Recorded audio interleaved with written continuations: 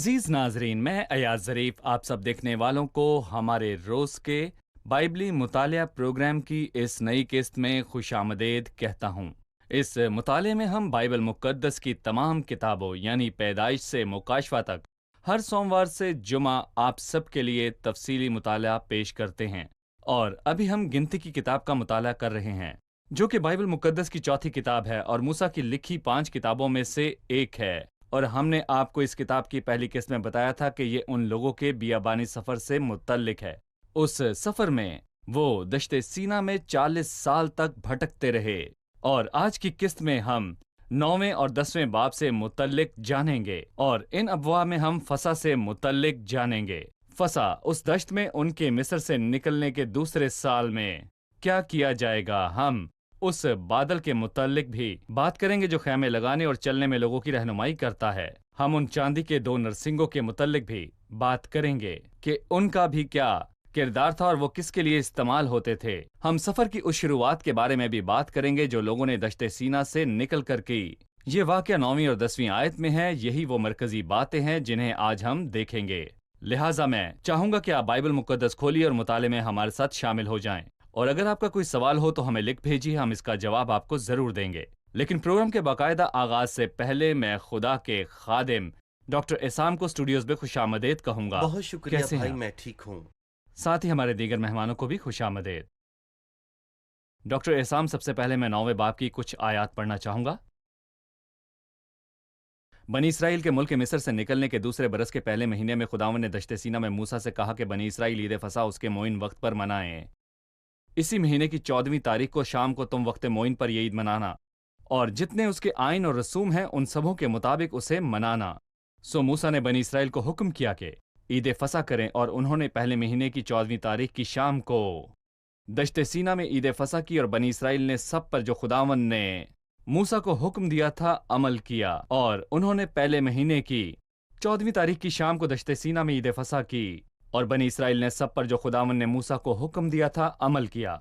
इससे पहले कि हम फसा से मुतल्लिक बात करना शुरू करें, मैं ये जानना चाहूंगा कि फसा है क्या, खुदा ने इसे मनाने का हुक्म उन्हें कब दिया और फसा हमें किसके मुतल्लिक बताता है। फसा वो कानून है जिसने पैलोठों को सरजमीन मिस्र की तबाही से बचाया। ये वो जाविया था जिसके वसीले से खुदा ने अपने लोगों को मिस्र की गुलामी से निजात दी थी। खरूज के 12वें बाब में हम फसा के ताल्लुक से पढ़ते हैं, खुदा ने लोगों से कहा उन्हें मिस्र से निकलना है, उनकी गुलामी के दिन जाने वाले हैं। उसके बाद जो मूसा और फिरौन के दरमियान हुआ था, तुम मिस्र से निकल जाओगे, गुलामी के दिन अब चले गए, तुम आज रात ही निकल जाओगे, मगर तुम एक यकसाला नर बेऐब बर्रा लाना।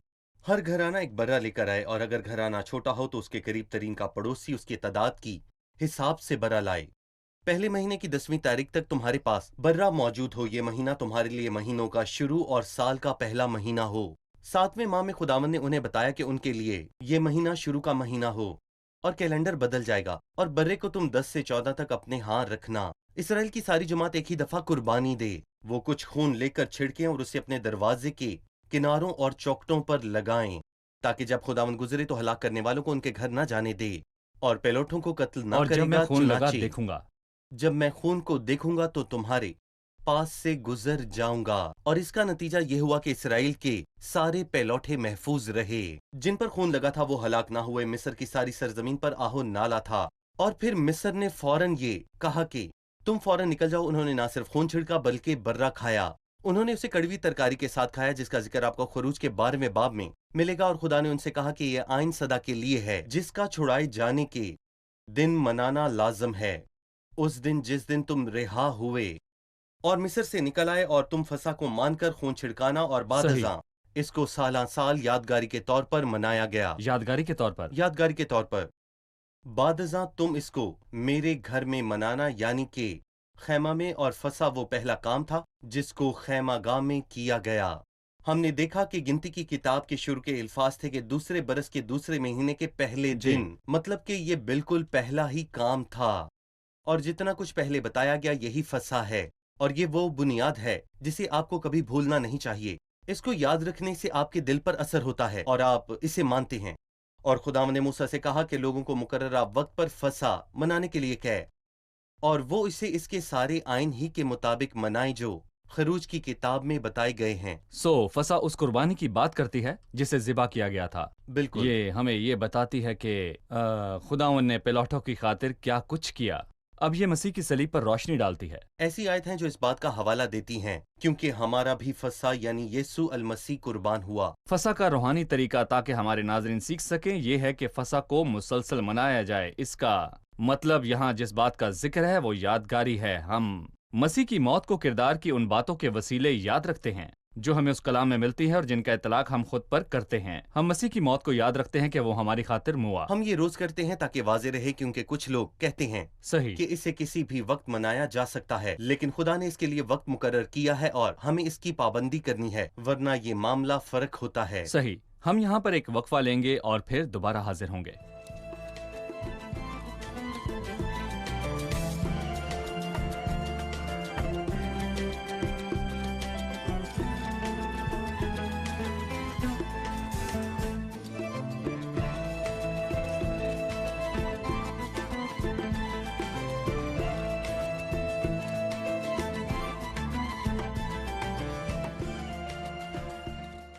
چھٹی آیت سے ہمیں پتہ لگتا ہے کہ کچھ لوگ فسح کو مقررہ وقت پر نہیں منا پائے۔ ہم اس سے روحانی طور پر کیا سیکھ سکتے ہیں؟ جی بھائی، فسح کو پہلے مہینے کی 14ویں تاریخ کو منانا تھا اور کچھ لوگ جی اسے پہلے مہینے کی 14ویں تاریخ کو نہیں منا پائے۔ اس کے پیچھے یقیناً کوئی وجہ ہوگی، اور جو وجہ یہاں لکھی ہے کہ مردہ کو چھونے کے سبب سے ناپاک ہو جانا، اور جیسا کہ ہم جانتے ہیں کہ مردہ کو چھونے کا صحیح۔ مطلب ہے گناہ کو چھونا۔ ناپاک آدمی فسح نہیں منا سکتا۔ کچھ لوگوں نے فسح نہیں منائی اور وہ موسیٰ سے پوچھنے گئے کہ اب وہ کیا کریں، اور فضل نے اس آدمی کے لیے علاج تیار کیا جو کسی مردہ شخص کو چھونے سے ناپاک ہو جاتا ہے۔ اور موسیٰ خدا سے ہی پوچھتا ہے کیونکہ جب اسے نہ سمجھ آتی تو وہ خدا سے پوچھتا اور خدا اسے بتاتا کہ فسح پہلے مہینے کی 14ویں تاریخ کو منائی جائے۔ خداوند نے اس میں کچھ اور ہدایت شامل کی کہ وہ اسے مقررہ وقت پر منائیں اور وہ اسے سارے آئین و احکام کے ساتھ منائیں، لیکن اس نے یہ نہیں بتایا کہ آئین کیا ہیں۔ لیکن خداوند کہتا ہے وہ دوسرے مہینے کی 14ویں تاریخ کی شام کو یہ عید منائیں اور قربانی کے گوشت کو بے خمیری روٹی اور کڑوی، اور وہ اس میں سے کچھ بھی صبح کے لیے باقی نہ چھوڑیں اور نہ اس کی کوئی ہڈی توڑیں۔ خداوند آئین کی بات یہاں کیوں کرتا ہے؟ کیونکہ کبھی کسی بات کو نظر انداز کرنا اسے اہمیت نہ دینے کے مترادف ہو سکتا جی۔ ہے، اس لیے خداوند پاکیزگی کے معیار کو قائم رکھنے پر زور دیتا ہے۔ فضل کا یہ مطلب نہیں کہ ہم باتوں کو نظر انداز کریں۔ انہیں دوسرا موقع ملا لیکن لاپرواہی کی اجازت نہیں دی گئی، اور پاکیزگی کا معیار وہی تھا جو پہلی فسح میں تھا۔ وہ جنہیں دوسرا موقع دیا گیا انہیں بہانے کی ضرورت پڑی۔ کچھ لوگوں نے کہا جب تک فسح میں دوسرے مہینے تک کے لیے موقع ہے تو اب میں کیوں مناؤں؟ لیکن خداوند کہتا ہے جس شخص کے پاس کوئی بہانہ نہیں ہے اور وہ اپنی فسح کو اپنے مقررہ وقت پر نہیں مناتا، وہ اپنے لوگوں میں سے کاٹ ڈالا جائے، کیونکہ کوئی لاپرواہی نہ ہو، نہ پاکیزگی نہ ہی پابندی وقت کے معاملے میں۔ اور یہی یہاں لکھا ہے، اور میرا خیال ہے کہ جب ہم طریقے کی طرف جاتے ہیں تو ہم پر بہت سی چیزیں واضح ہو جاتی ہیں۔ خدا کی پاک باتیں اور مردہ کو چھونے جیسی ناپاکی ہرگز ایک ساتھ نہیں رہ سکتی، صحیح۔ اور اس کا یہی مطلب ہے اس شخص کی موت کی یادگاری نہیں منائی جا سکتی جس کی زندگی میں گناہ تھا۔ گناہ کا اقرار لازمی ہے۔ صحیح۔ اب ہم اس کے اطلاق پر گفتگو کریں گے۔ ہم نے تذکرہ کیا کہ فسح جس کا ہر سال مقررہ وقت پر منایا جانا ضروری تھا، خدا ان کے کھانے کی یادگاری کی طرف اشارہ کرتا ہے، جس سے ہم اس واقعے کو یاد کرتے ہیں جو صرف ایک بار ہوا۔ مسیح کی موت ہمیں اس کی یادگاری وقت کے حساب سے کرنی ہے۔ ہم اس کے وقت کو بدل نہیں سکتے۔ ہر ہفتے کی شروعات میں ہمیں اکٹھا ہو کر اس کی یادگاری کرنی ہے۔ تحریر سے یہ بات ظاہر ہے کہ کچھ لوگ ناپاک ہو گئے، وہ فسح نہ منا سکے۔ وہ کون سی رکاوٹیں ہیں جو کسی انسان کو خدا ان کے کھانے کو یاد کرنے سے روک سکتی ہیں؟ اس معاملے میں ہمیں بہت سے خیالات ملتے ہیں۔ کچھ کا خیال ہے کہ یہ ذاتی ذمہ داری ہے انسان کو اپنے آپ کو خود پرکھنے دیں، پھر وہ کھا سکتا ہے، کسی کو کسی پر اختیار نہیں ہے۔ خدا دلوں کی فکر کرتا ہے۔ اس بارے میں بہت بحث ہو چکی ہے اور یہ الجھانے والی بات ہے۔ بائبل مقدس ہمیں اس کے متعلق کیا بتاتی ہے؟ مسیح کی موت کی یادگاری کا ایسا موقع ہے جسے چرچ میں منایا جانا چاہیے، ٹھیک ہے، جہاں صحیح، ایماندار اکٹھے ہوں، صحیح، اور اسی لیے اسے گھروں میں بھی منایا جانا چاہیے کیونکہ یہ خداوند کا دن ہے اور اس دن کو خداوند کے گھر میں منایا جانا چاہیے۔ ساری جماعت کو اس میں شامل ہونا ہوتا۔ ساری جماعت کو اس میں بیک وقت شریک ہونا چاہیے، اسے پورے دل سے منایا جانا چاہیے۔ ایک شخص کی ناپاکی ساری جماعت پر آتی ہے، صحیح، اور ایک شخص کی وجہ سے سارا خیمہ ناپاک ہوتا ہے، تو اس کے لیے چرچ یا پھر جماعت خود اس کی ذمہ دار ہے کہ خود کو پاک رکھے تاکہ ناپاکی اس کے قریب نہ آئے؟ تو اس کا جواب ہے جی ہاں، صحیح۔ یقیناً۔ ورنہ رسول پہلے کرنتھیوں کے 5ویں باب میں یہ نہ کہتے کہ شریر آدمی کو اپنے درمیان سے نکال دے، پولس نے اور جب کرنتھس کے پالوس کو ایمانداروں سے ایک کہا شخص شریر ملا تو وہ اسے نکال نہ سکا، وہ اسے نکال نہ سکا بلکہ کلیسیا سے اسے نکالنے کی درخواست کی۔ کلیسیا کے پاس اختیار ہے، اگر کوئی شخص بدکار ہے جی اور گواہوں کو نقصان پہنچاتا ہے تو شریر کو اپنے درمیان سے نکال دے۔ جی یہ ہر شخص کی ذاتی ذمہ داری ہے کہ وہ اپنے آپ کو جانچے پرکھے، کیونکہ کوئی نہیں جانتا کہ کسی کے دل میں کیا ہے سوائے اس شخص کے جس کے دل میں بدی اور شرارت ہے۔ صحیح۔ لیکن چرچ اس بات کا ذمہ دار ہے کہ وہاں کیا دکھایا اور بتایا جا رہا ہے۔ چرچ کو اختیار ہے کسے قبول کرنا ہے اور کسے رد کرنا ہے، زندگی کے خمیر کو اور برائی کو مد نظر رکھتے ہوئے۔ صحیح۔ توبہ اور خداوند کی طرف پھرنے اور اس سے رفاقت میں بحال ہونے کی بات کرنے کے بعد میں ٹھیک ہے۔ دوسرے حصے کی طرف آؤں گا، جو کہ 15ویں آیت سے شروع ہوتا ہے اور بادل سے متعلق ہے۔ لکھا ہے، اور جس دن مسکن یعنی خیمہ شہادت نصب ہوا اسی دن ابر اس پر چھا گیا، اور شام کو وہ مسکن پر آگ سا دکھائی دیا اور صبح تک ویسا ہی رہتا، اور ہمیشہ ہی ایسا ہوا کرتا تھا کہ ابر اس پر چھایا رہتا اور رات کو آگ دکھائی دیتی تھی، اور جب مسکن پر سے وہ ابر اٹھ جاتا تو بنی اسرائیل کوچ کرتے تھے، اور جس جگہ وہ ابر جا کر ٹھہر جاتا وہیں بنی اسرائیل خیمے لگاتے تھے۔ خداوند کے حکم سے بنی اسرائیل کوچ کرتے اور خداوند ہی کے حکم سے وہ خیمے لگاتے تھے، اور جب تک ابر مسکن پر ٹھہرا رہتا وہ ڈیرے ڈالے پڑے رہتے تھے، اور جب ابر مسکن پر بہت دنوں تک ٹھہرا رہتا تو بنی اسرائیل خداوند کے حکم کو مانتے اور کوچ نہیں کرتے تھے۔ اور کبھی کبھی وہ ابر چند دنوں تک مسکن پر ٹھہرا رہتا، اور تب بھی وہ خداوند کے حکم سے ڈیرے ڈالے رہتے، اور خداوند ہی کے حکم سے وہ کوچ کرتے تھے۔ وہ بادل جو لوگوں کے چلنے اور خیمے لگانے میں رہنمائی کر رہا تھا، فسح کی بات کرنے کے بعد، جو کہ خداوند کا حصہ ہے جسے ہم خداوند کے کھانے میں دیکھتے ہیں، لوگوں کی رہنمائی میں بادل کے کردار کو جاننے کی ضرورت ہے۔ آپ کیا کہیں گے؟ اس کے بعد اگلے باب میں ہم دیکھیں گے لوگ چلنا شروع کرتے ہیں، اور ان کی رہنمائی کون کرتا ہے کہ انہیں کب چلنا چاہیے اور کب انہیں رکنا چاہیے۔ آپ اس کے پاس آ رہے ہیں تو آپ کی حالت اس کے مطابق ہونی چاہیے، آپ کو اس کے مطابق ہونا ہے اور اس کی ترتیب پر ہی چلنا ہے۔ پر فیصلہ کرنے والا کون ہے؟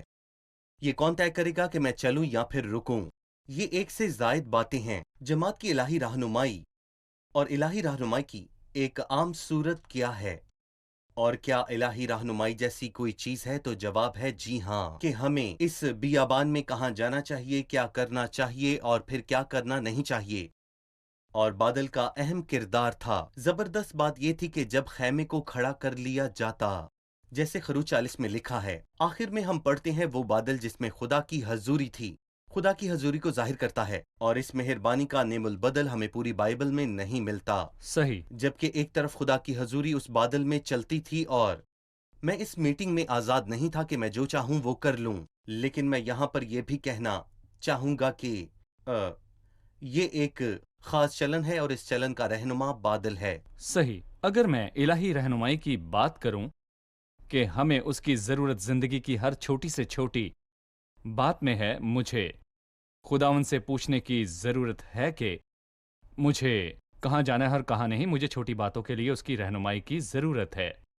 پھر سے یہاں بادل کی رہنمائی اس وقت میں ظاہر ہوتی ہے جب ہم خداوند کے نام سے اس کے گرد چرچ میٹنگ میں اکٹھا ہوتے ہیں۔ کیا میں اپنی زندگی کو میٹنگ سے الگ رکھ سکتا ہوں؟ مطلب اپنی ذاتی زندگی کو۔ میں رہنما ہوں، وہ جس کے ہاتھ میں پتوار ہے، وہ جو اپنے لیے آپ فیصلہ کرتا ہے، اور میں خدا کے پاک روح کی رہنمائی سے نہیں چلتا، گویا میں اپنے ملک کا صدر آپ ہوں۔ کیا میں رہنمائی پا سکتا ہوں پرستش میں، گیتوں میں؟ میں میٹنگ میں الہی حکمت سے بھرپور رہنمائی حاصل کر سکتا ہوں؟ رومیو کے 8ویں باب میں لکھا ہے، جو پاک روح کی رہنمائی میں چلتے ہیں وہ خدا کے فرزند ہیں۔ وہ کن باتوں کی رہنمائی لیتے ہیں؟ سب باتوں میں۔ سب باتوں کی۔ لوکا کی انجیل میں لکھا ہے کہ یسوع روح سے بھر گیا جب وہ بیابان سے واپس آیا، اور پھر پاک روح نے اس وقت بھی اس کی رہنمائی کی جب شیطان نے اسے آزمایا۔ وہ جو زندگی میں پاک روح کی رہنمائی نہیں لیتا اور اپنی آنکھیں خداوند کی طرف نہیں اٹھاتا، وہ کسی بھی میٹنگ میں پاک روح کی رہنمائی نہیں پا سکتا۔ دراصل یہ ایک بہت بڑی رکاوٹ ہے۔ छोटी छोटी बातों में इलाही रहनुमाई का तजर्बा करना हमें असल इलाही रहनुमाई का गवाह बनाता है। जब हम बतौर कलीसिया खुदावन के सामने जी। इकट्ठे होते हैं तो हम अपने ज़मीनी घराने की अमली ज़िंदगी को हर सूरत खुदावन के नाम की जमात से जुदा समझते हैं।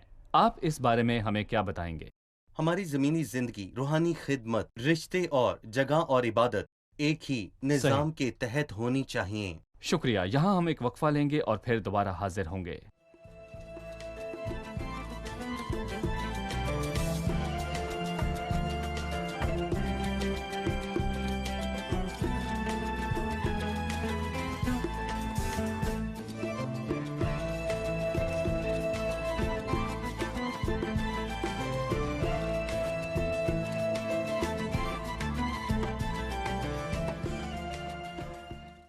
हमने जाना कि बनी इसराइल बादल की रहनुमाई में चलते थे, वो पाखरू की रहनुमाई में चलते थे जो बादल की सूरत में उनके साथ था। हमारे लिए नए अहदनामा में हमारे पास उस बादल या वाज़े आवाज़ जैसा कुछ नहीं है। सो हम अपनी ज़िंदगियों में खुदा की मर्ज़ी को किस तरह पहचान सकते हैं? जी देखिए, हमारी ज़िंदगी उनकी ज़िंदगी से मुख्तलिफ थी। सही। उन्होंने सारी ज़िंदगी जो देखा उस पर भरोसा किया।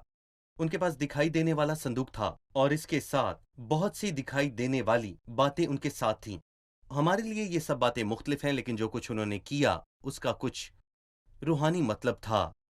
और हम जानते हैं कि पाकरू हमारे अंदर है। रहनुमाई में चलते हैं, खुदा वो के जो फरजंद पाकरू हैं। की रहनुमाई में चलते हैं, खुदा पाकरू के की रूह से। रहनुमाई मौजूद है। हम हमेशा आसानियां ढूंढते हैं, अपनाने का तरीका आसान हो, चाहे हम उसे पा सकें या ना पा सकें। दिखाई देने वाली बात हो, चाहे मैं मानूं या ना मानूं। और जब भी ऐसा होता है मैं परेशान और दुखी हो जाता हूं। और जैसा कि हमने पहले कहा कि पाकरू की रहनुमाई का तजर्बा करना आसान नहीं होता।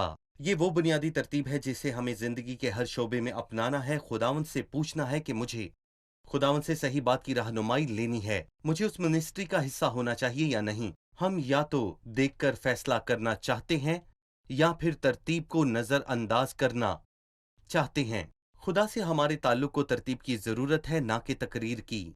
हम धोखा खा सकते हैं और कोई ऐसा नहीं जिसने खुद को पाकरू की तहवील में दिया हो और जिसने अपनी आंखें मसीह पर लगाईं और हर वक्त अपनी जिंदगी में इलाही रहनुमाई का तजर्बा ना किया। सही। क्योंकि हम ईमान पर चलते हैं, ना कि आंखों देखे पर। यहाँ कोई दिखाई देने वाला बादल नहीं, लेकिन पाकरू ईमानदारों के अंदर रहता है और पाकरू कलीसिया में है। चुनाचे वो पुराने अहदनामे के मुकाबले हमारी रहनुमाई बेहतर और अच्छे तौर पर कर सकता है। ठीक है, शुक्रिया। अब मैं 10वें बाब की तरफ जाना चाहूंगा। मैं पहली आयत से 10वीं आयत तक पढ़ूंगा, जो गिनती की किताब के पहले हिस्से का निचोड़ है। मैं चाहूंगा कि आप उस पर तबसरा करें। और खुदावन ने मूसा से कहा, अपने लिए चांदी के 2 नरसिंगे बनवा, वो दोनों घड़ कर बनाए जाएं। तू उनको जमात के बुलाने और लश्करों के कूच के लिए काम में लाना। और जब वो दोनों नरसिंगे फूंके तो सारी जमात खामा इज्तिमा के दरवाजे पर तेरे पास इकट्ठी हो जाए। और अगर एक ही फूंके तो वो रईस जो हजारों इसराइलियों के सरदार हैं तेरे पास जमा हों। और जब तुम सांस बांधकर जोर से फूंको तो वो लश्कर जो मशरिक की तरफ हैं कूच करें। और जब तुम दोबारा सांस बांधकर जोर से फूंको तो उन लश्करों का जो जनूब की तरफ हैं कूच हों। सो कूच के लिए सांस बांधकर जोर से नरसिंगा फूंका करें। लेकिन जब जमात को जमा करना हो तब भी फूंकना, पर सांस बांधकर जोर से ना फूंकना। और हारून के बेटे जो काहिन है वो नरसिंगे फूंका करें। यही आइन सदा तुम्हारी नस्ल दर नस्ल कायम रहें। और जब तुम अपने मुल्क में ऐसे दुश्मन से जो तुमको सताता हो लड़ने को निकलो तो तुम नरसिंगों को सांस बांधकर जोर से फूंकना। इस हाल में खुदावन तुम्हारे खुदा के हजूर तुम्हारी याद होगी और तुम अपने दुश्मनों से निजात पाओगे। और तुम अपनी खुशी के दिन और अपनी मुकर्ररा ईदों के दिन और अपने महीनों के शुरू में अपनी सोख्तनी कुर्बानी और सलामती की कुर्बानियों के वक्त नरसिंगे फूंकना, ताकि उनसे तुम्हारे खुदा के हजूर तुम्हारी यादगारी हो। मैं खुदावन तुम्हारा खुदा हूँ। इन अल्फाज में चांदी के 2 नरसिंगे बनाने का हुक्म है जो मुख्तलिफ मौक़ों पर बजाए जाएंगे। हमें उन मौक़ों के मुतालिक बताइए जब नरसिंगे बजाए जाते, और मैं ये भी जानना चाहूँगा कि उनके पीछे रूहानी मतलब क्या है। ये नरसिंगे जमात को इकट्ठे करने और खैमा को समेटकर चलने और दीगर बातों के लिए बजाया जाता था। जी। उनके पास 2 नरसिंगे थे। जमात को इकट्ठा करने के लिए 2 नरसिंगे और सरदारों को बुलाने के लिए 1 नरसिंगा बजाया जाता था और एक और इस्तेमाल था। जी। अगर तू जंग पर जाए تو اسے بجا تاکہ خداوند کے حضور تیری یادگاری ہو اور وہ تجھے یاد کرے اور تجھے تیرے دشمنوں کے ہاتھوں سے تجھے بتائے۔ یہ بات تھوڑی سی عجیب لگتی ہے، اور اس کا کیا مطلب ہے کہ خداوند کے حضور تیری یادگاری ہو اور تو اپنے دشمنوں سے بچے، اور یہ ایسا ہی ہے کہ آپ خداوند کو یاد کراتے ہیں کہ مجھے بھولنا مت جب بھی آپ جنگ پر جاتے ہیں۔ سو نرسنگا بجانا خدا کے حضور آپ کی یادگاری ہوگی اور آپ دشمنوں کے ہاتھوں سے بچ جائیں گے، اور یہی ابیا کے دنوں میں ہوا تھا۔ میرا خیال ہے کہ ابیا اور یربام کی جنگ کے دوران جنگ ان پر بھاری پڑی اور وہ نرسنگے لے کر آئے، انہوں نے بجایا اور خداوند نے بچا لیا۔ پھر خداوند نے جماعت کے سارے موقعوں پر نرسنگا بجانے کی ہدایت کی تھی، اور جب بھی وہ لڑتے انہیں بجانا ہوتا، انہیں اپنی خوشی کے دن اسے بجانا ہوتا، انہیں مقررہ عیدوں اور نئے چاند کے وقت اور اپنی سوختنی قربانیوں کے وقت، اور جب بھی کوئی ضیافت ہوتی وہ نرسنگے بجاتے تاکہ سب اکٹھے ہو جائیں۔ اور کوچ کرنے کے لیے بھی بجائے جاتے۔ کوچ کرنے کے وقت اور جماعت کو اکٹھے کرنے کے وقت یہ نرسنگے بجائے جاتے تھے۔ صحیح، اس نے یہ کیوں کہا کہ نرسنگے چاندی کے ہوں؟ بائبل بتاتی ہے چاندی ہمیشہ کفارے اور رہائی کو پیش کرتی ہے۔ صحیح، کسی بھی برکت کو پانے یا مانگنے یا پھر برقرار رکھنے کی بنیاد وہ واحد رہائی ہے جو کہ ہمارے یسوع المسیح نے ہمیں بکثرت بخشی ہے۔ جب وہ کوچ کرتے تو بطور اعلان نرسنگا بجایا جاتا۔ کیا یہ ہمیں بالکل، کسی ایسے واقعے کی یاد دلاتا ہے جو ہمارے کاش ساتھ آج ہونا بھی ہے؟ ایسا ہوتا۔ جب یہ مسیح ہمیں آئے گا آخری تب کیا نرسنگے کی ہوگا؟ یاد دلاتا ہے جو اعلان ہوگا، ایک صحیح۔ نرسنگا بجایا جائے گا اور وہ ہم سے لے لیا گیا۔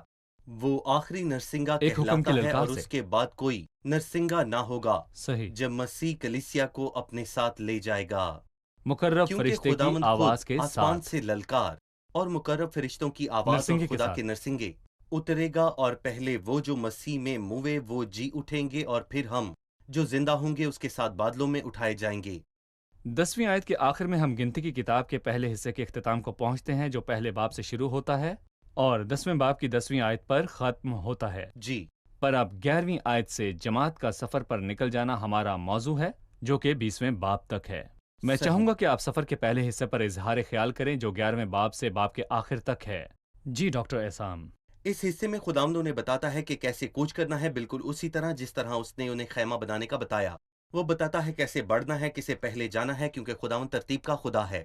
اس نے انہیں بتایا کہ خیمہ کون لگائے گا، کون اسے سمیٹے گا، کیسے بیٹھنا ہے، لاویوں اور باقیوں کو کہاں رکھنا ہے، اور موسیٰ اور ہارون کو کہاں بیٹھنا ہے۔ یہ تفصیلات بہت اہم ہیں، سو آپ کوچ کریں گے۔ جی۔ وہ یہاں پر 20 لاکھ لوگوں کی بات کر رہا ہے کہ وہ ہر گروہ میں، چونکہ وہ 4 حصوں میں بٹے ہوئے تھے، وہ 50,000 سے بھی زیادہ تھے۔